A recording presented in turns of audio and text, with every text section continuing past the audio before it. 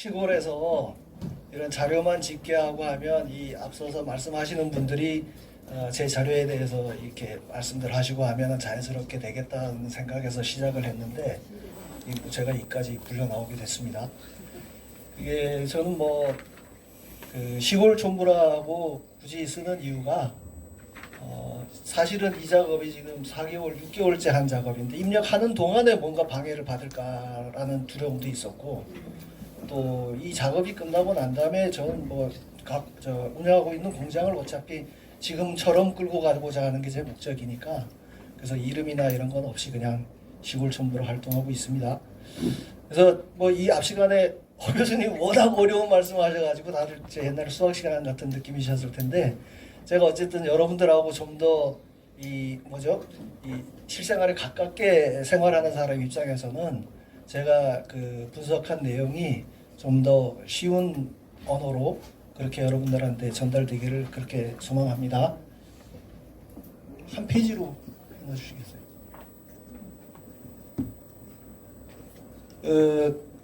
저는 이 지금 부제목을 AI 시대의 허상이라고 얘기를 했는데요. 지금 방금 전에 허 교수님 말씀하신 내용도 그렇고 대부분 지금까지 4.15 총선 이후에 우리가 집계한 데이터는 얘들이 온라인상에 개표 결과라고 발표해 놓은 구숫자에 집중을 해서 다들 사전선거 당일선거의 차이가 있다고들 많이 분석을 해오셨습니다. 방금 소개하신 것도 다 온라인상에 나와 있는 숫자를 가지고 했는데 저는 그 증거를 그 다음 페이지 봐주시죠.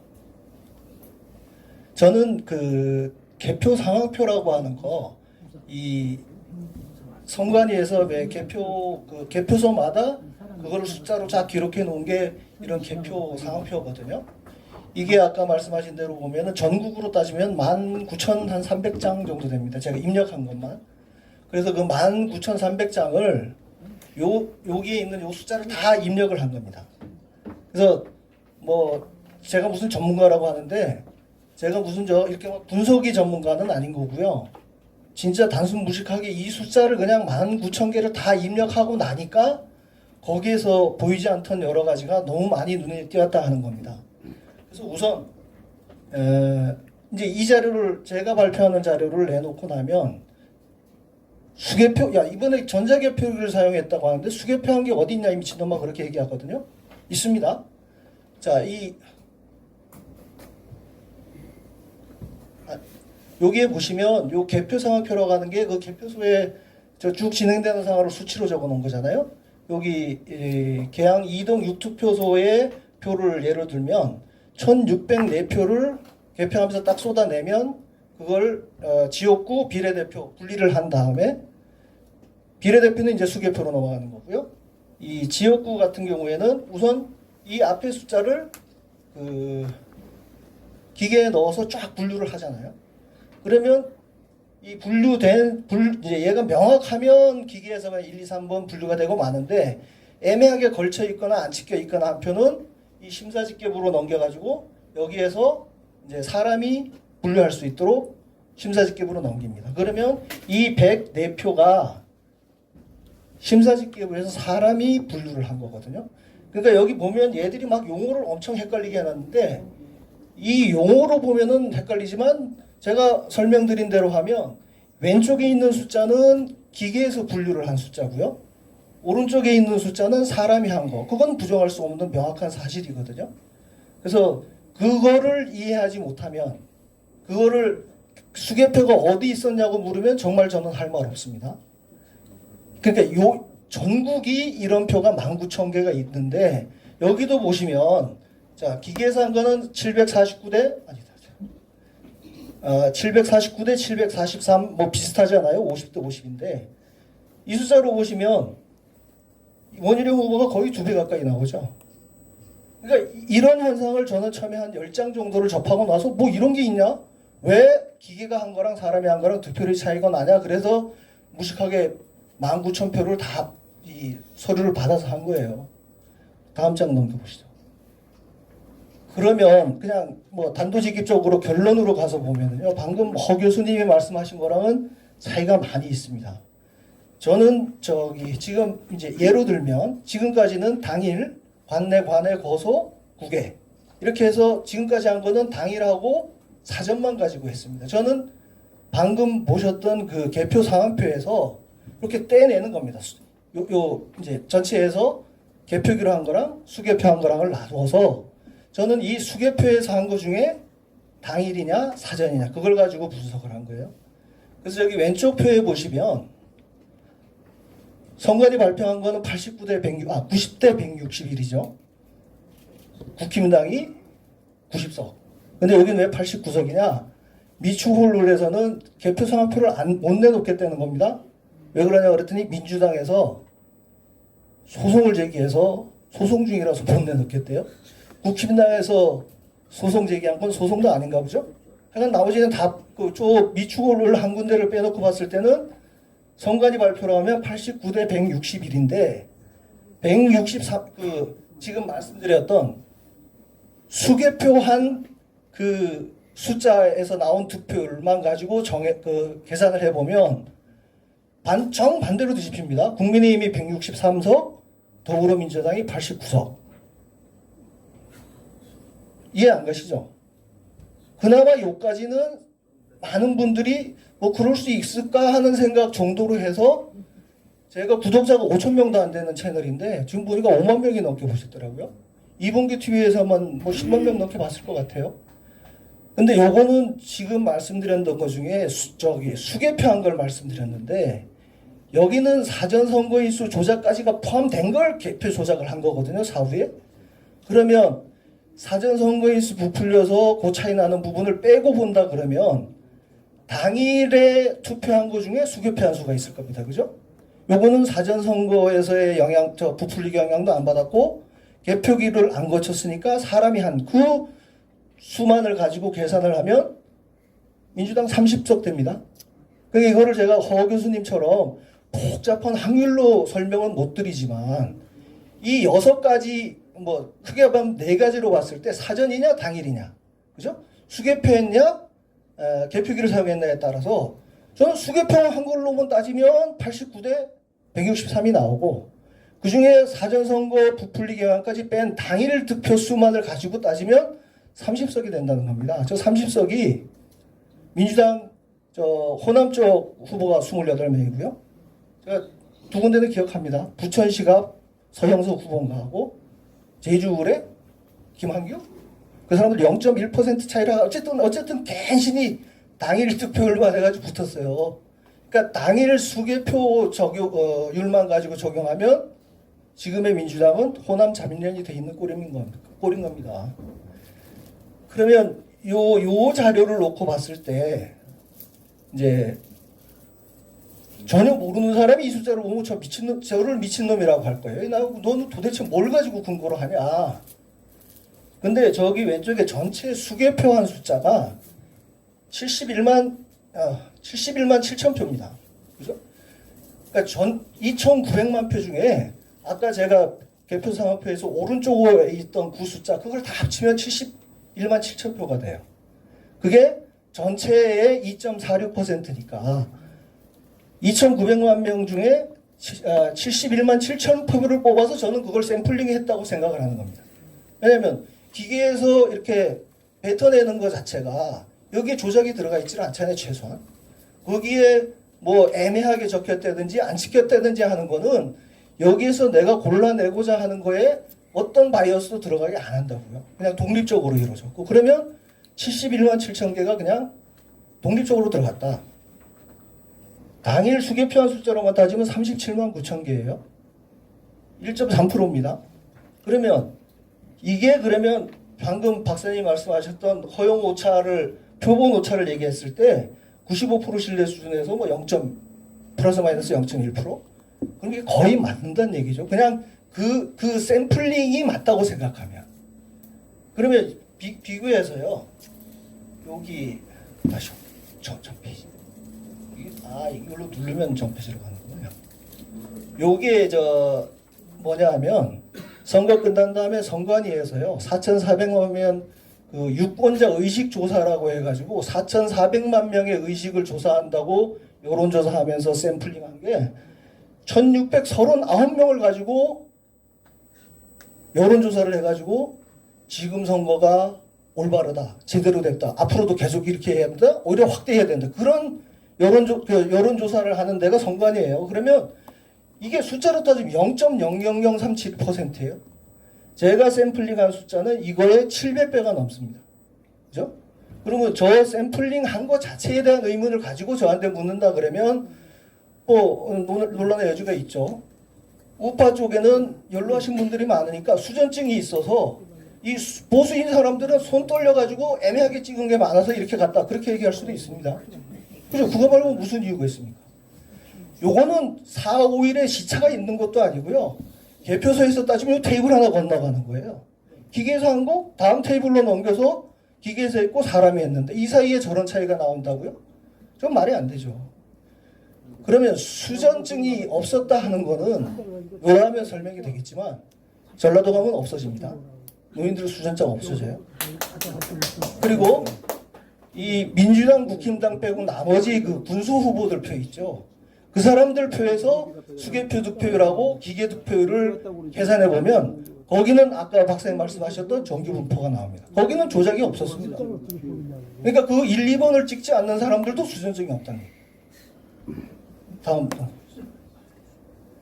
그러면 도대체 얼마나 조작이 됐느냐 비율로 따지면은요, 요게 이제 개표기 조작으로 영향을 받은 숫자거든요. 그러니까 방금 말씀드렸던 개표기에서의 득표율하고 수개표에서의 득표율의 차이를 계산해 보면 민주당은 전국에서 6.2% 정도 더 기계로 한 게에서 항상 높게 나왔습니다. 호남만 빼고. 호남은 0.1 오히려 마이너스죠. 그러니까 호남을 뺀 나머지 지역에서는 평균 6.2로 개표기 조작이 됐습니다. 그 다음에 사전 당일 득표율 차를 따지면 이거는 지금 허 교수님 말씀하신 데서는 10% 내외라고 했는데 저는 더 확대가 됐죠. 왜냐? 제가 한 거에서는 당일하고 관내 그 비율을 비교할 때는 이 개표기 조작이 안 됐거나 똑같다고는 전제로 놓고 보면은 허 박사님 분석이 10% 내외가 맞습니다. 근데 이놈들이 4.15 때 이런 거에 하도 대버져서 그런지 당일 투표 조작을 더 많이 했습니다. 사전보다. 그러면 얘들이 온라인상에 발표한 걸로 보면은 당일 투표율하고 사전 투표율하고 차이가 줄어들겠죠. 그러니까 그 온라인상의 결과로 하면 이 차이가 더 줄어든 걸로 나오는 겁니다. 그러면 요 숫자가 작다고 해서 여러분들이 개표기 조작이 영향이 영 덜 있었느냐? 그렇진 않습니다. 요거는 사전이면 사전, 당일이면 당일, 그 거의 절반의 숫자를 가지고 12%가 영향을 받은 거고요. 이 개표기 조작이라고 하는 거는 당일 관내, 거기다가 자기네가 사전 선거에서 부풀리기 위해서 쳐 넣은 것까지를 조작을 해버린 거니까 어디 갔어요? 네. 그 숫자로 따지면은요, 여기 곱하기 2를 해야죠. 미친 영향을 따지면. 뭐 그렇다는 의미인 겁니다. 그래서 저는 그러니까 요 두 가지 영향을 다 종합적으로 보면, 종합적으로 보는 수식은 당일의 수개표 득표율하고 그 사전 개표기 득표율하고를 비교해 보면 요런 차이가 나는 겁니다. 그러니까 사전 영향, 선거에서 부풀리기 영향도 받았고 조작 영향도 받은 게 사전 개표기 득표율이잖아요. 그러면 둘 다 영향을 안 받은 당일 수개표 득표율 차이를 빼게 되면 전국의 요 영향을 합치면 17.6%라는 숫자가 나오는데, 여기서 특징적으로 봐야 될 게요. 대구, 경북 15.2%, 호남 3.5%를 빼고 나면 나머지 지역 다 보십시오. 20.0, 19.3, 20.3, 20.3. 그러니까 여기 칸으로는 뭐 2칸밖에 안 되지만 인구수로 따지면 거의 한 90% 가까이 될 겁니다. 대구, 호남 지역을 빼고 나면. 그 나머지 8, 90% 지역에서 하나같이 20%에서 플러스 마이너스 0.5 정도 차이가 나는 걸로 나옵니다.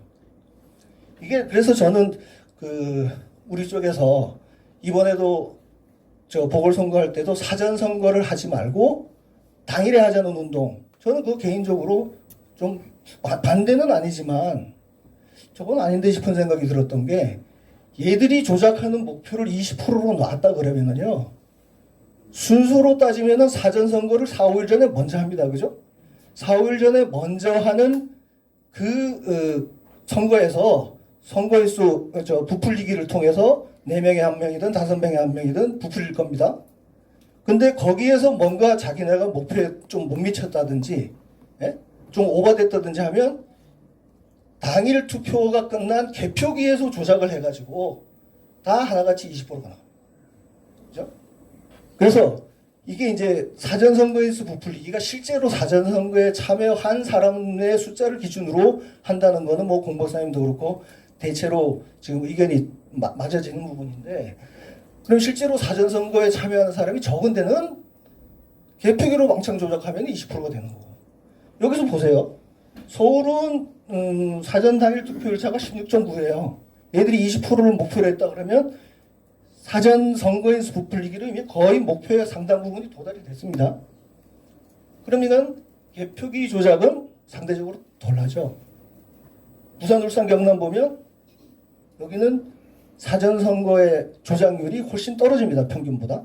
그러니까 개표기는 왕창 조작하고 이런 식으로 하다 보니까 서울하고 부산, 울산, 경남하고가 전체 조작 규모에서는 비슷한 수준으로 간다. 저는 이런 결론을 내렸습니다. 다음 분 보시죠. 이건 방금 허 교수님 말씀 사전 당일 비교한 거랑 같은 개념인데, 저는 방금 얘기했던 당일 수개표하고 사전 개표기하고를 비교해 보면 저런 그래프가 나옵니다. 요게 그러니까 사전 개표기 득표율 빼기 당일 수개표 득표율을 계산해서 보면 전국이 이렇고요. 호남이 이렇게 생겼습니다. 거의 뭐 정기 분포는 아니지만 요거를 쪽으로 뜨려서 여기다 집어넣으면 요거랑 비슷한 모양 되죠. 요거 쏙 빼고 나면 지금 마이너스 10%에서 플러스 10% 사이에 하나도 없습니다. 이게 X축이 선거구 수고요. 득표율 차이 나는 거를 그 구간에 몇 개가 있느냐를 표시한 거니까 이 10%, 12% 사이에는 하나도 안 걸친다는 건 말도 안 되는 거죠. 그죠? 그리고 아까 말씀드린 대로 군수 후보들 거를 가지고 그 히스토그램을 그려보면 그런 식으로 0을 중심으로 정기 분포가 나옵니다. 그러니까 이 사람들은 수전증이 없는 거예요. 호남도 그렇고. 다음으로 갑시다. 그래서 저거를 이제 저런 비율을 가지고 얘기를 하면은 잘 감이 안 오실 것 같아서 저 비율을 총 유효 투표수로 다시 제가 환산을 해서 계산을 해보면요. 이번 선거에서 총 706만 표가 조작 내지는 왜곡이 됐다. 그러니까 넣어진 표는 이것도 기존에 하던 것보다 더 커졌을 겁니다. 한 250만 표 정도라고 말씀하셨는데 이 개표기 조작 영향까지를 빼고 순수하게 선거인수를 부풀린 걸로 따지면 313만 표 정도 되는 거고요. 요거는 표를 바꾸기. 그러니까 개표기 조작 과정에서 개표 과정에서 국힘당 표 후보를 민주당으로 카운팅한다든지 그런 식으로 해서 영향을 받은 게 393만이니까 그걸 반으로 나누면 한 190만 표 정도가 주인이 바뀌었다. 그리고 이게 이제 18대 돼서는 제가 우연히 그 인터넷에서 자료가 있어서 한 170여 개 정도 샘플링을 해서 봤는데 여기는 한 440만 표 정도 조작이 됐을 것 같고요. 이게 저 박근혜 대통령 당선됐던 선거고, 이게 요 앞에 3구 대선, 그렇죠, 대선 맞죠? 여기서도 530만 표, 이번에 700만 표. 최소한 요 세 가지로만 놓고서 보면은 계속 뭔가 이 조작 비율이 커지고 있다는 거. 그거는 뭐 시간이 돼서 다른 걸 해보면 좋겠지만 이건 요걸로만 따졌을 때 제가 갖고 있는 데이터로는 그렇게 나왔습니다. 다음. 요거는요, 부정선거에 관심 있는 분들은 하남시 신장 2동인가 1동인가 거기 뭐 176표인가 관내 사전선거 인수하고 당일 사전선거 인수를 당일 투표수를 합친 선거 인수를 합친 숫자가 확정된 선거 인수보다 오버되는 경우가 신장 2동이 716명인 겁니다. 그래서 그거 가지고 막 여러 사람들이 논란이 많았었는데 일단 선관위 해명은 관외 사전인 경우에는 시군구 단위로 집계가 되고요. 다시요. 당일 투표나 관외 같은 경우는 당연히 주소지로 집계가 됩니다. 근데 관내 사전 투표인 경우에는 주소지가 아니고 투표한 장소의 투표수로 집계가 된다는 거예요. 그러면서 얘들이 해명했던 게 뭐냐?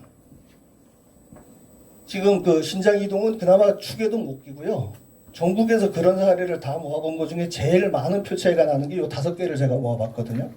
전국으로 따지면 지금 88,000표가 그렇게 오바를 했는데 그 중에 제일 큰 요 남구 용호동, 신내 제이동, 저는 이 지역을 모르니까 어쨌든 선관위에서 해명하는 대로 하면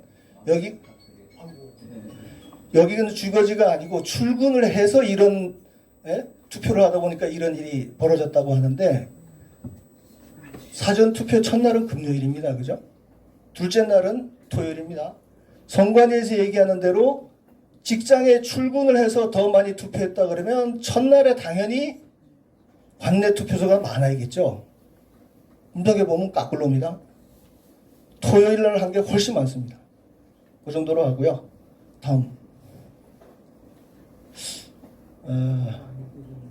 요거는 대통령 선거는 제가 뭐 이런 결론을 얻으려고 한 건 아니고 총선 자료를 가지고 하다 보니까 전 지역구마다 다 설명을 해야 되는 게 너무 번거롭고 힘들어서 이게 대통령 선거 같으면은 후보가 똑같으니까 아주 한 줄로 간단하게 설명할 수 있을 것 같아서 또 19,000장을 또 사다가 이 작업을 했습니다. 해봤더니 0.73%로 이겼다고 돼 있죠. 선거 결과 발표는. 근데 방금 말씀드렸던 개표기 조작이랑 사전선거인수 부풀리기 영향을 빼고 나면 18.32%로 이겼다는 거예요. 57대 39로. 그래서 저는 뭐 다른 걸 떠나서 이 0.74 전에 박근혜 대통령도 3.5% 이겼다는 걸로 해가지고 김어준이 더플랜진이 뭐니 막 부정선거 얘기 계속 떠내놓고 그렇게 뒤흔들어가지고 결국 탄핵까지 갔다 그러면 지금 0.73%로 당선된 대통령 치고는 그나마 잘 버티고 있다는 생각이 드는 거예요. 그래서 18.32%라고 하는 게 이 제가 89만 명을 대상으로 해서 오염되지 않은 그 투표수를 기준으로 해서 계산했을 때 18.3이라고 나온 숫자를 제가 얻어냈다면 이 숫자를 대통령실이나 대통령 주변에서 이 숫자를 보고 좀 더 확실하게 좀 그립을 잡고 이 부정선거 문제에 대해서 최소한 수사 지시를 내린다든지 방향을 정해주면 지금 20%대 지지율에서요. 이때 당시에 우리 쪽에서 업등이라고 하면서도 어쩔 수 없이 찍어줬던 그분들 마음은 뭐냐면 검찰총장 출신이니까 최소한 이런 부조리에 대해서는 확실하게 수사를 할 거라는 희망으로 찍어줬는데 그걸 안 해서 지금 20%까지 간 거거든요. 그래서 저는 단언컨대 대통령께서 지금이라도 부정선거에 대해서 언급만 해주면 야 그거 어떻게 됐어 정도만 얘기를 해도 충분히 여기 오늘 시간이 좀 주어진 시간이 적어서 다 말씀을 못 드리는데요. 제가 채널을 홍보하려는 건 아니고 채널에 구글에서 들어오는 거 다 합쳐도 아직까지 아까 개표 상황표 산 돈도 못 보았습니다. 그러니까 여러분들이 여기서 좀 자세한 내용을 보고 싶다고 하면 아주 길게 설명해 놓은 게 있으니까 제 채널에 들어와서 토픽별로 하시면 되겠습니다. 보시면 되겠습니다.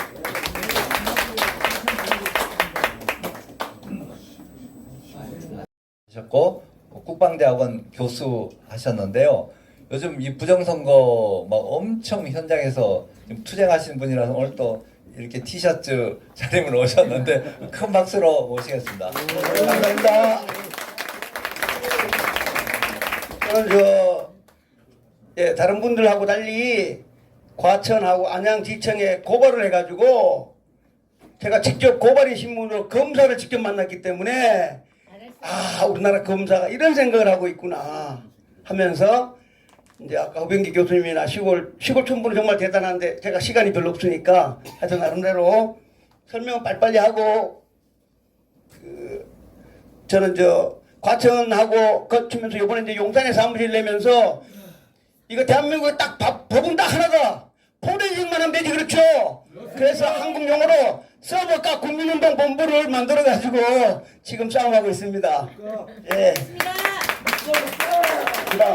예, 저는 이 군사관학교 나왔고 미해군대학원에서 이제 컴퓨터 사이언스, 그 다음에 이제 90년에 오레곤 주립대학에서 컴퓨터 사이언스를 박사받았습니다.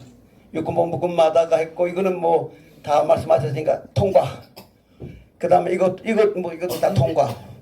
제가 내린 결론은 가짜 국회의원이 50명입니다.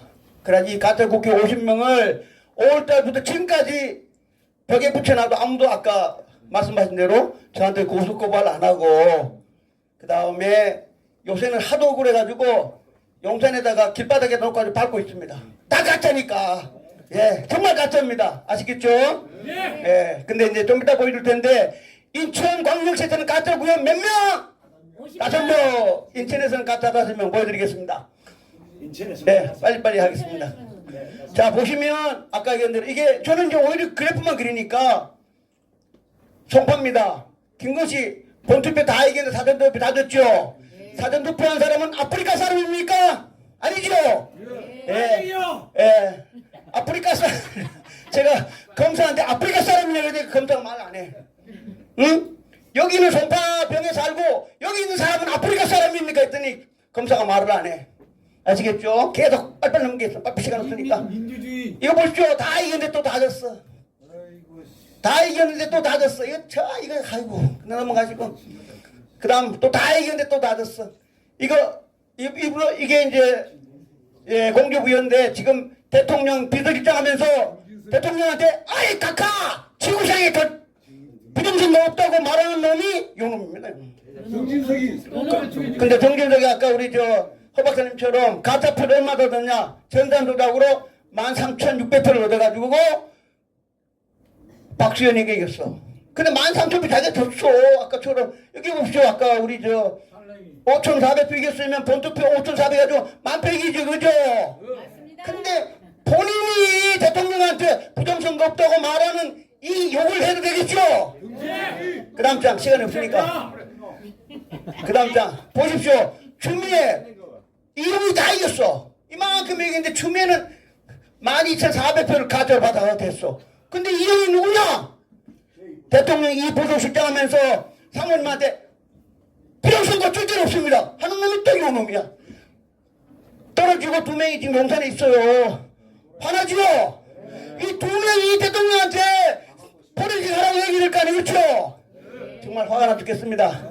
그 다음에 저희들이 이제 데모할 때 안양에서 했는데 이거 보시죠. 신배철이로 국회 부의장까지 했잖아, 그죠? 이봐, 이거 10,000표 줬어. 10,000표 이렇게 9,433표 줬는데도 우리가 안양에서 그렇게 집회를 쉽게 했는데도 나타나지도 않아. 이게 지금 국민의힘 국회의원입니다. 없어져. 좀 나쁜 놈들이죠. 그 다음 장 넘기겠습니다. 이거는 이제 유일하게 제가 5월달에 송석준 후보를 만났습니다. 송석준 후보가 서울대학교 나오고 행시 출신에다가 경제학 박사입니다. 그러니까 대수법표 선수지요. 본투표에서 13% 이겼어. 그러면 여기도 13% 이기죠. 13% 이겼는데 젠장 여기 와가지고 10.5% 줬어. 그러니까 24% 벌어진다. 그래 송석준 의원한테 이겼습니다. 다음 국회의원 때는 보장 못합니다. 그렇죠? 1%만 올리면 조작하면 이거 국회는 안 돼. 아마 3선 했는데 아마 떨어질 거야 아마. 그 다음 장. 인천에 가짜 국회의원 5명 공개합니다. 정의령 가짜, 박찬대 가짜, 허종식 가짜, 이재명 가짜, 이윤기 가짜. 5명 가짜입니다. 아시겠죠? 그럼 여기에 이게 진짜 그래프입니다. 본투표 이긴 사람이 사전투표도 이기는 거지, 그렇죠? 이게 지금 우리가 대한민국 국민이 원하는 그래프 아닙니까? 이렇게 나와야지, 이렇게. 그 다음 그래프 이거 보십시오. 현재 본투표 이기고 본투표 이긴 사람이 사전투표 이기고 국회의원 당선되는 이 맛이, 그렇죠? 이게 바로 지구상의 정상, 흔히 말하는 아까 얘기했던 대수의 법칙이 어긋나지 않은 노말이라는 뜻입니다. 그렇죠? 그 다음 장 이거도 마찬가지. 이게 노말입니다. 그 다음 한 장 더. 이거 보십시오. 김태호가 강서구청장 때 이게 보통 그래프니, 그렇죠? 서울이니까 3,000표짜리 이기고 지고 하신 겁니다. 그 다음 장 그래프 보면 아마 기도를 하실 겁니다. 이거 보십시오. 보고 날 때 이기고 지고 이기고 지죠. 이놈들이 전산 조작을 할거 이렇게 벌려놓고 김태가 그냥 무조건 엎드려 절하게 만들고 그 다음 날부터 윤석열 미신 들었다 해가지고 한 2, 3일 만에 그냥 윤석열 쥐 떨어뜨리고 국민의힘 당대표 그만두고 도망가고 쫓겨나고 그 다음 비단계가 그다는 그죠. 이게 좌빨들이 하는 잠깐만 예 이게 이제 좌빨들이 하는 일방 이렇게 하는 겁니다. 이렇게 여론 조작해놓고 실제로 벌리고 윤석열 시절 떨어졌다. 그 다음에 탄핵 가는 게 좌빨들의 기본 정책입니다. 그 다음 장에 이제 이게 여분입니다. 이 그래프하고 이 그래프하고 똑같습니다. 퍼센트가 요번에 본인들이 조전의 후보가 당일 보수 당일 후보니까 무조건 이기겠지 그렇죠. 무조건 벌려야 돼. 아까 그 22대 총선 때보다 훨씬 더 벌린 겁니다. 이렇게 이게 김태호 때 조작할 때하고 비율이 똑같아요. 18%야. 국회의원 선거 때는 보통 한 12%대다가 18%, 17%. 이 보세요 이거. 이렇게 왜냐 자기들 집 같으니까 맥심 벌려 놓은 거야. 이해되시죠? 지금 이제 제가 이제 얘기하는데 문제는 뭐냐 하면 우리 민경호 의원 참 고생하셨는데 그때는 대통령이 누굽니까? 나쁜 놈이죠. 문재인이니까 우리가 막 했잖아 그죠? 지금은 이게 어느 나라입니까? 지금 대통령이 누구야? 윤석열이 근데 더 국회의원이 더 가짜 마이너스 났단 말입니다. 우리가 흥분을 해야 되지 그렇죠? 문재인 때는 좌파 180명이었어. 요번에 이 새끼들은 윤석열 밑에서 192석을 만들었어. 누가 책임져야 돼요? 데모하시다 보면 제가 과천 안양 다니다가 막 집회를 하면 지나가는 야당 국민들이죠. 아니 윤석열 밑에서 무슨 부정선거가 있습니까? 말을 못해. 국민들 지나가 야당들이 야당 후보겠지. 어? 흔히 말하는 저 이재명이 빨 이런 애들이 아니 윤석열 대통령 밑에서 무슨 부정선거가 있습니까? 여기 오신 분들 흥분하시지 그렇죠? 자 그다음 그래서 이제 일부러 밥에 다 똑같은 겁니다. 이거 뭐 서대문구 전부 다 서울시내 225개 구를 다 이렇게 벌렸어. 서대문구 일부러 동작 다 벌렸어. 강남 뭐 이건 아까 저 AI 했기 때문에 넘어가겠습니다. 넘어가고 이것도 넘어가고 다 아시니까 또 넘어가고 이게 오늘 이제 윤성남 박사도 왔는데 우리 이제 여기 허병기 교수님인데 제가 검사한테도 경찰한테도 대수법칙을 얼마나 설명했습니까 그렇죠? 근데 지구상에 오늘 괜찮습니다. 제가 한 욕을 하겠습니다. 이 나쁜 놈들 조재현, 천대엽, 이동원 이놈 새끼들이 22년 7월 28일 뭐랍니까?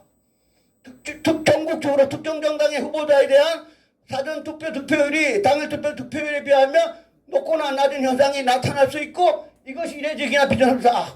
이거 저기들이 판례 만들었어요 이놈이. 그래갖고 허병기 교수님이 아무리 설명해도 전부 다 한통속이야. 끝입니다. 그래서 중요한 건 뭐냐면 이게 이제 경찰하고 검찰이 해석하기 나름인데 당일 투표 득표율에 높거나 낮다는 거는 1% 내지 2% 얘기하는 거지 그렇죠? 이번처럼 서울시 경우가 18%, 10%, 12% 이건 아니지 그렇죠? 도 교수님. 그래서 저도 고발을 했는데 이 정말 나쁜 용어로 F입니다 F. 요걸 얘기하지 마. 대수의 법칙은 1, 2%는 가능하다. 17%가 뭐 정말 나쁜 놈들이 그죠? 이걸 아셔가지고 이 판례가 아니고 이 새끼들 처벌 줘야 그렇죠? 맞습니다. 대한민국 법을 대수의 법칙을 완전히 세게 받은 놈이 요새 놈이 7월 28일 득표율에 비가 높거나 아프리카 사람이 하면 되지. 같은 서울에 같은 제주도에 같은 중정도 사는 사람인데 높고 낮다고 1, 2%지 그렇죠? 정말 나쁜 놈들입니다. 그 다음 장 사형시켜야 됩니다. 그래갖고 내가 고발을 해가지고 이렇게 왔는데 서울경찰청에서 저 부르질 않아. 제가 처벌주로 그냥 고발했는데도. 자 지금부터 말씀드리겠습니다. 저희들이 이제 제가 검사 만났을 때 검사가 그래. 박사님 부정선거를 어떻게 하셨습니까? 당연히 이거 도와라 이거. 응? 이거 알았다. 나는 이걸 보고 대세 법칙을 찾아냈고 많은 네티즌들이 문제들 많이 내고 있다. 통계 시스템에서. 근데 전 세계 내가 컴퓨터 40년 했는데 선관위 통계 시스템을 엄청 처음 본다. 이 통계가 대한민국의 삼성, LG, 현대자동차 가면 전 세계 망하지 그렇죠?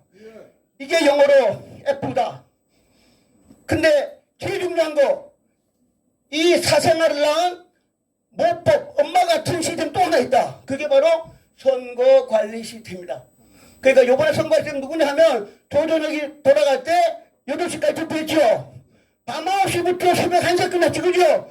4시간대 돌아갔던 컴퓨터 프로그램 이름이 선거관리 시스템입니다. 이 선거관리 시스템이 잘못됐기 때문에 아까 다 얘기했던 대세법 어긋난 그래프가 다 나왔지, 그렇죠? 요게 나쁜 놈들, 요게. 그래서 여기서 지금 시골정부는 두 가지가 있는데, 하나는 자동적으로 해킹 프로그램이 돌면서 해준 거고, 또 하나는 인풋. 전국에서 인풋 돌아가는 것도 요번에 저 시골정부가 찾아내가지고 짬뽕이 된지 안 된지 확인해 봐야 되겠지, 그렇죠? 근데 이거를 관리하는 놈이 누구냐? 운영 관리하는 놈이 선거정보일기에 선관에 공무하는 공무원 5놈이 요걸 운영을 합니다. 요거 돌아가는 거. 근데 여기에 과장이 있고 국장이 있어. 근데 국장이 김수현인데 전상용 역체로. 그 다음에 과장이 김문환인데 전상용 역체로. 이걸 누가 임명했어요? 노트와 이놈이 임명했겠지, 그렇죠? 과장, 국장을 컴퓨터도 몰라. 전체 결정만 해갖고 그냥 돈 나가거나 일하는 거 쌀만 해. 이래 놓고는 그 허수아비 세워놓고 또 알고 보니 둘 다 또 여성분이야. 요놈들이 우리 이제 포리해봐야지만 요놈 5놈이 누구의 오다를 받아가지고, 그렇죠? 보이지 않는 누구의 오다를 받아가지고 그 컴퓨터 프로그램에다가 해킹 툴처럼 3회 배수 4회 배수를 넣어줬거나 아니면 해커가 들어와가지고 조전혁이 떨어뜨리게 사전투표를 할 수 있도록 프로그램 열어준 놈이 요 놈이에요. 이 5놈은 어마어마한 처벌을 받을지요. 사형을 해야 됩니다. 이거 전부 다 5명, 6, 7명 사형을 하는 일이죠. 근데 경찰하고 검찰은 뭐라 그랬느냐? 제가 고발했더니 5명 중에 1명만 불렀어, 계장. 요 놈이 계장이 이거 사무관이야. 1명 불러가지고 뭐랬냐? 아이고, 제가요 사기꾼이라고. 아닙니다. 저는요 컴퓨터 고장나면 꽂히는 사람이에요. 그러니까 경찰이 뭐라고? 니는 고장나면 꽂히는 사람이라고? 그래, 알아서 집에 가. 그래가지고 형의 없음. 그 다음에 4명은 이놈이 대장이니까 아이고, 제가 고장난 내 밑에 4놈도 다 똑같이 고장나면 꽂히네요. 그러니까 경찰이 그래? 그래, 그러면 부르지도 않고 기가. 요게 지금 대한민국 경찰인 겁니다. 그래가지고 제가 화가 나가지고 9월 3일 날 검사를 만났어. 제일 중요한 게 요놈이고, 요거 대한민국에 국회의원을 70명 바꿨는데, 그렇죠? 여기서 본투표에서 50명에다가 비례투표까지 한 70명인데 국회의원 70명 바꾼 공무원들은 요놈들인데 어떻게 2시간 불러가지고 혐오이 없음. 4명은 부르지도 않고 이런 부실 수사가 어딨냐고 제가 얼마나 싸웠겠습니까? 검사랑. 그때 대한민국 최고 유명한 박주현 변호사 같이 앉았어요. 제가 불러가지고 1시간 40분 동안 그 검사하고. 검사가 1초도 얘기 안 해. 이거에 대해서 어떻게 했냐 이거 전부 다. 그 나보고 장 목사님, 그러면 박사님 컴퓨터 그날 밤에 돌아갔는데 300에서 400이 내 생명 건다 그랬어. 생명 건다. 추미애가 그렇게 이기려 그러면 13,000표를 이기려 그러면 더하기 말고 곱하기 나누기가 반드시 있어야 된다. 왜냐? 3의 배수면 그게 3의 배수면 더하기 1, 4의 배수면 더하기, 그러니까 다 곱하기 나누기, 그렇죠? 찾아냈는데 얼마나 중요한 이만한 프로그램에 곱하기가 있냐 나누기가 있냐 찾는 거. 그러면 인식을 점점 무효라고 그 검사한테 피가 토하도록 얘기를 했어요. 김지현. 왜? 그런데 그래서 이제 마지막에 검사한테 이제 거의 끝나가는데 검사한테 제가 한 10번 넘게 했어. 대세 법칙으로 싸움하지 말고 수학 시간도 없고 돈도 다 낭비다. 가짜 국회의원 월급 받고 있는데 억울하지 않냐. 그러지 말고 저 포렌식하자. 프로그램 보자. 4월 10일 날 밤에 끝나고 난 다음 6시부터 새벽에 돌아가. 그 프로그램 쪽에 주매도 가짜인데 주매도 당선시키고 50명 당선시키고 그 프로그램이 그 안에 있다. 그 프로그램 보자. 그게 포렌식이다. 제가 10번 얘기했어.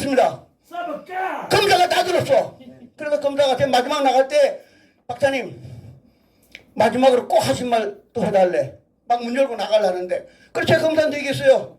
죽는 사람도 소원 들어준다는데 육군사관학교나고 국민 세금으로 공부한 장전 박사가 제발 부탁한다. 서버 포렌식에서 국민들한테 많이 달라. 그랬더니 그 검사가 딱 문 열고 나오는데 박사님 포렌식만큼은 노 코멘트 하겠습니다. 딱 두 단어. 그리고 추석 끝나고 왔더니 검사가 그때 박지원 변호사 나와서 얘기했거든요. 수사 재수사할 것 같아. 그럼 박지원 변호사가 얘기했어요.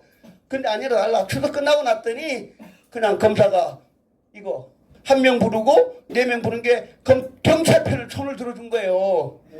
화가 나지 그렇죠? 이게 그래서 이제 제가 경찰을 만나가지고 지금 이제 심의 조정하고 있는데 경찰이 저한테 얘기합니다. 수사팀장이 박사님 경찰이 무슨 힘이 있습니까? 평검사가 무슨 힘이 있습니까?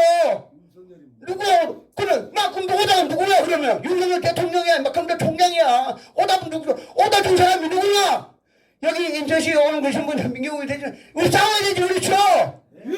예 그래서 이제 결론은 제가 이제 요 내일 대검에 아까 그 5명이나 2명 해가지고 또 7명 고발할 겁니다. 요번에 안 지겠지 그렇죠? 예 고발할 텐데 조 후보님이 이제 변호사 만나가 제가 막 고발한다 그러니까 다 보고 왔어요. 고발장도. 그랬더니 변호사 좀 만나겠다는데 한번 좀 기다려 보겠습니다. 제가 말씀드립니다.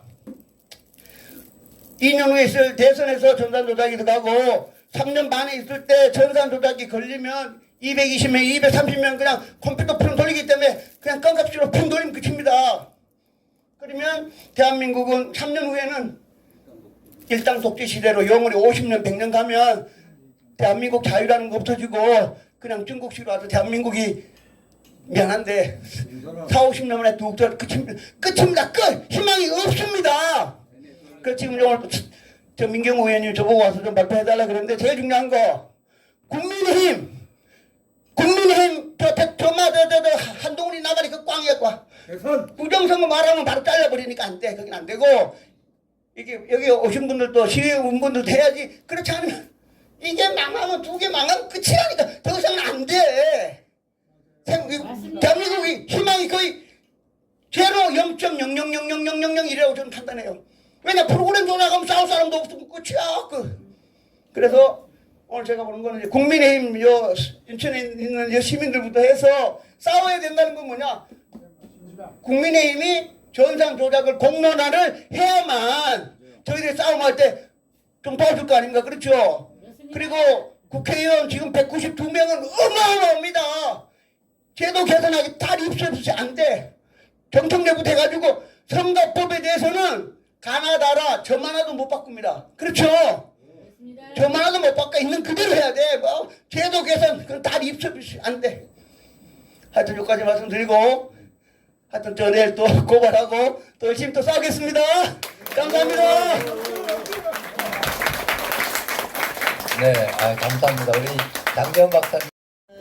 다른 분들은 이제 데이터랑 여러 가지 문제점에 대해서 이제 밝히셨으니까 지금 이게 왜 보도가 되지 않는가에 대해서 좀 이제 상황에 대해서 좀 알려드려야지 될 것 같습니다. 제가 이제 이번에 이제 부정선거에 관련해 가지고 이제 특별판을 만들었어요. 제가 직접 쓸 생각이 사실은 없었고.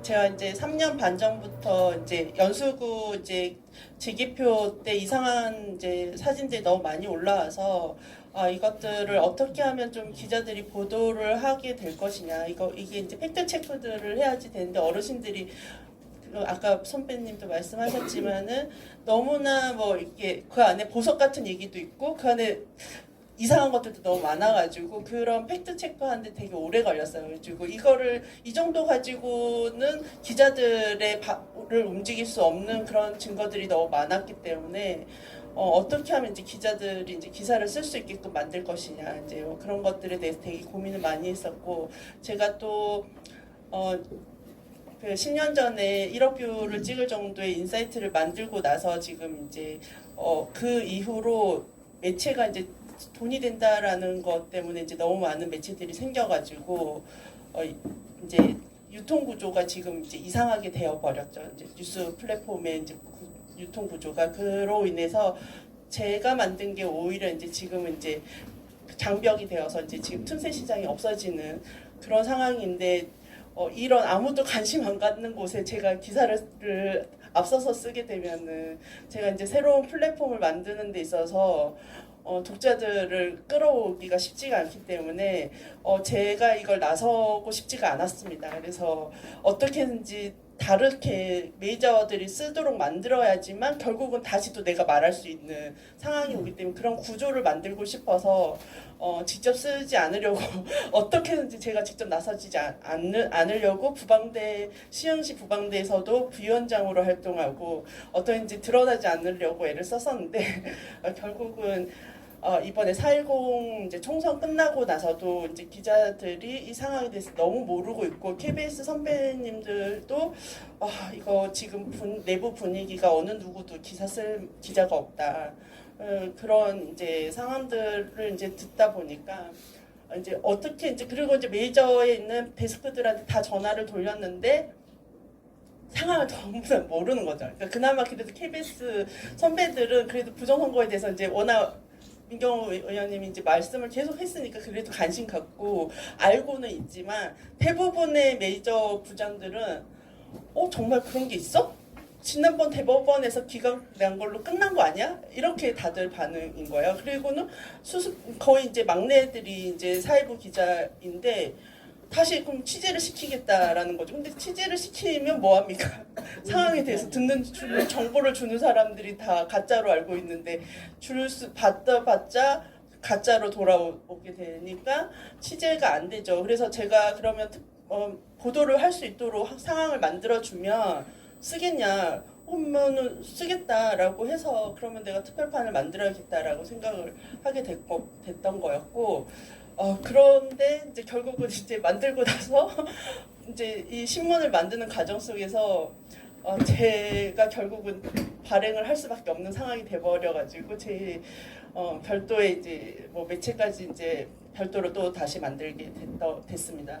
근데 이제 중요한 것은 지금 일단 이번에 이제 성관이와 이제 계속 이제 통화하고 취재하는 과정에서 결론은 성관이가 계속 이제 그 대부분의 직원들은 이번에 그 하남시나 여러 가지 시에서 이 데이터 이제 그 투표인 수와 유권자 수 그리고 결국은 이제 개표한 결과물에 대해서 용어에 대해서 자기들도 이제 잘 모르고 있고 그거에 대해서 특별한 누구 한 분을 내세워서 그분이 다 설명을 하도록 만드는데 그분과 통화하기가 너무 힘든 거죠.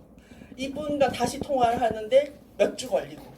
맨날 그 다음에 전화 걸면은 뭐 출장 중이거나 자리 안 있거나 그래서 다시 답변을 듣는데 재질문하는데 오래 걸리는 거예요. 그래가지고는 이제 처음에 질문했을 때 되게 성실하게 답변하고 이렇게 해서 뭐가 이상하다 그렇게 이제 답변을 주시니까 그러면은 분명히 내가 본 것들이 이상한 것들이 많은데 이분을 얘기를 들으면 뭔가 설득력이 있는 거죠. 그래서 이제 처음에는 이제 설득을 당하는 거죠. 그래서 과거의 기자들은 그러면 어떻게 기사를 썼나 하고 쭉 이제 데이터를 보니까 이런 문제에 대해서 KBS도 다뤘었고 조선일보도 다루고 다 매체마다 다 다뤘어요. 동일한 답변으로. 그래서 이제 또 이제 이걸 다시 또 이제 고민을 하는 거죠. 이게 분명히 내가 여기에서 놓친 게 무엇일까. 그래서 이제 또 이렇게 또 이제 고민을 하다가 다시 이제 질문을 또 던져요. 그럼 그거에 대해서 답변을 달라. 이제 데이터에 대해서 이건 어떻게 된 것이냐. 그러는데 이제 또 이제 그러면서 이제 계속해서 이제 질문을 하다 보니까 결국은 3개월 만에 검증 불가능하다라는 답변을 받게 된 거예요.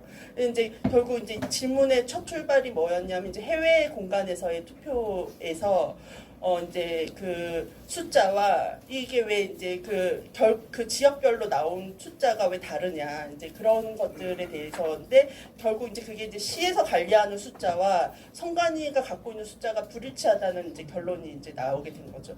그래서 이제 이것만 하더라도 사실은 엄청나게 문제가 큰 건데 전혀 이것이 이것만으로도 그냥 그 자체가 부정이고 이건 정말 수사가 되어야 되는 건데 아무도 이거에 대해서 심각성을 모르고 있는 거고 그리고 또 이제 지금 아까 말씀하셨던 그 김현준이라는 분, 이제 장 박사님이 이제 저한테 제보를 해주셔가지고 그 친구가 이제 만 이제 투표 그 이제 수사를 받고 끝났다 해가지고 또 이제 그래서 또 이제 제가 이제 여러분들을 또 이제 취재를 하다 보니까 이 분이 동일한 김현준이라는 분이 불과 몇 년 전에 다른 전혀 반대되는 답변을 한 거예요. 경찰에게 뭐라고 말했냐면 이제 그러니까 그때 당시 고발 당할 때는 뭐라고 했냐면 그러니까 이제 지방에서 이제 전자기표기가 지방에서 이제 조작할 수 있지 않냐라는 거에 대해서 이제 소송을 걸었는데 고소를 했는데 이제 이 동일한 이 사람이 우리가 전부 다 중앙에서 프로그램을 만들어서 내려주기 때문에 지방에서 절대 조작할 일이 없다라고 말을 했다는 거죠.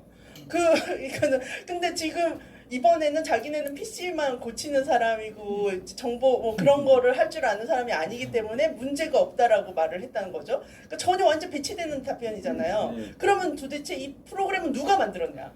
이것도 수사를 해야죠. 이 프로그램을 누군가 만들어 놓은 제3자가 있다는 얘기잖아요. 이것만 해도 또 되게 문제가 큰 거죠. 그리고 또 이제 이 사람이 또 재밌게 수사관한테 또 재밌는 말을 한 게 자유통일당은 이만큼 있는 수사 자료를 빼달라. 대법원에서 판결 받도록 해달라. 결국은 이제 자기네들이 직접적인 수사는 부담스러우니까 대법원 통해 가지고 하면은 재밌다. 이제 결국은 자기네들이 대법원 안에서 다 움직이는 거니까 결국은 문제가 없을 거다라는 말인 거잖아요. 다르게 해석하면은 그런 문제들. 그리고 또 해외에서 지금 캐나다 같은 경우는 이미 벌써 우리나라의 그런 지금에 있는 문제들, 의혹들을 캐나다는 이미 벌써 캐치하고 해외에서 이제 그런 여론조사가 자꾸 이제 조작되고 있고 그리고 해외에서 이제 들어오는 것들이 이제 자기네들한테서 이제 그 결과 해외에서 오는 게 특정한 좌파 그러니까 특정한 당에게 몰아지는 게 보이니까 그래서 이제 사전을 안 하고 전자도 안 하게 된 거고 독일도 동일하잖아요. 그리고 대만도 마찬가지고. 그래서 제가 이제 개표 현장에도 다 있었고 투표 현장에도 있었는데 지금 또 이제 문제가 뭐냐면 우리 개표 현장에서 보면 데이터가 늘어났다가 감소되는 것들 있잖아요. 그런 거는 제가 이제 취재했을 때 물었을 때 보통 이제 다 이제 투표 현장에서 40분 정도의 담당가가 투표 책임관이 이제 각 이제 선관위 책임자에다가 이제 선관위에다가 데이터를 보고를 한단 말이에요. 시간마다 한 번씩 이제 보고를 하고 그 보고가 선관위가 지역 선관위가 그거를 가지고 입력을 해서 이제 중앙 선관위 발표를 올리는 거거든요. 그러면은 거기서 갑자기 마이너스가 될 수는 없잖아요. 한 시간에 한 번씩 보고를 해서 플러스만 되는 거지 거기에서 마이너스가 될 수가 없는데 늘어났다가 갑자기 줄어든다. 이거는 말이 안 되죠. 그런 일들이 비일비재하게 지금 계속 일어나는 것도 말이 안 되는 일들인 거고 그런 우리의 이 모든 것들이 제대로 취재 안 되는 문제에 대해서는 또 이제 뭐냐면 문재인 정부 시절에 이제 우리 중앙 정부 이제 다 이렇게 뭐 정보통신부 출입 뭐 이렇게 뭐 문화관광부 출입 이런 이제 중앙에 이제 출입 기자들이 있어요. 이제 출입 기자를 하려면 이제 등록을 해서 이제 등록 기자가 되어야지 되는데 이 이제 등록 기자가 되려면은 문정부 이후로는 간사한테서 허락을 받게끔 만들었어요. 간사 제도로 만들었어요. 그게 노무현 정부 때 우리 메이저 기자들이 너희들이 기자실 시스템으로 자기네들 공격하니까 그렇게 하지 말라고 하면서 오히려 그때는 기자들이 기자실에서 서로 경쟁자이기 때문에 우리가 무슨 협의를 하지 않거든요. 기자실에서 내 이름으로 달고 기사를 쓰는데 어떻게 서로에게 도와줘요. 서로 돕기는 하지만 하지만 보이지 않는 경쟁 시스템이 있단 말이에요. 근데 그거를 가지고 문제 삼고는 아무나 다 언론사가 되도록 만들었단 말이에요. 그때 당시에. 근데 문재인 정부 때 간사 시스템을 만들어가지고 그 안에 통과되지 않으면은 정보 출입을 하지 못하게 만든 거예요.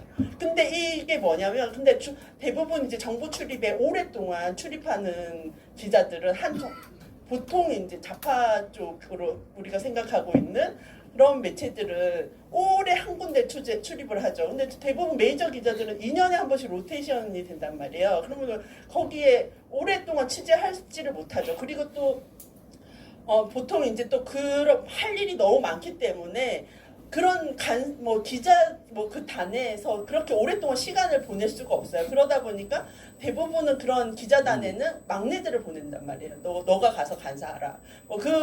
그러기 때문에 대부분이 이제 그런 구조다 보니까 처음 해에 간사를 거의 대부분이 이제 오래 한 좌파 매체들이 한 거죠. 그리고 그러면서부터 이제 간사를 통과하려면은 우파 매체들이 들어가지 못하는 거죠. 그리고 또 이제 이 구조가 또 어떻게 되냐면 여기에서 이제 간사를 통해서 이제 정부 출입이 돼요. 정부 출입이 되고 나면은 이제 정부가 이제 이 광고를 주게 되거든요. 광고를 주는 데 있어서 이 광고를 받지 못하면은 이제 산업부나 이제 여러 가지 기업들은 저기는 별로 이렇게 중요한 매체가 아니게 돼버리기 때문에 또 광고를 못 받는 이런 악순환이 되는 거예요. 그러다 보니까 자꾸 이제 한쪽이 커지는 이상한 현상이 일어나. 또 뭘 또 했냐면 또 이제 간사 통하는 것뿐만 아니라 인터넷 윤리위원회에 무조건 가입을 하도록 했어요.